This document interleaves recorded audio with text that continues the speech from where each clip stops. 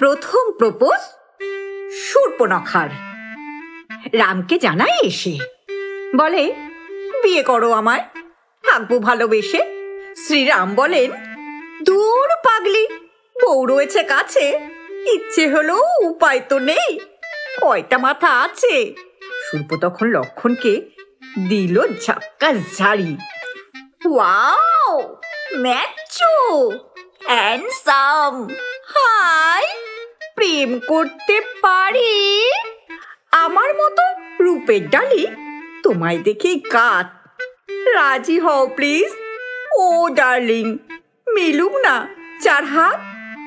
লক্ষণ কন মুচকি হেসে, সে উপায় যে ফিকে, কেমন করে ঠকাই বলো ঘরে থাকা স্ত্রীকে।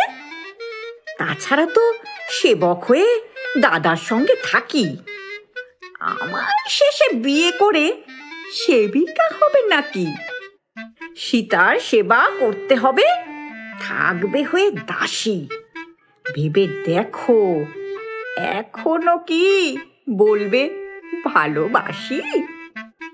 রাক্ষসী তাই ভীষণ রেগে হা করে যায় তেরে, খাবে সে যে সীতাকে আজ ফেললো বুঝি মেরে।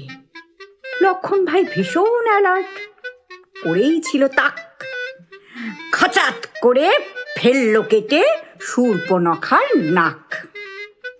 তারপর তো সবাই জানেন রাম রাবণের কেস, প্রপোজ দিয়ে শুরু, আহা, যুদ্ধ দিয়ে শেষ। বাল্মীকি স্যার সব বলেছেন, বলেননি যে কথা, প্রপোজ করে শূর্পণখায় প্রথম পেল ব্যথা।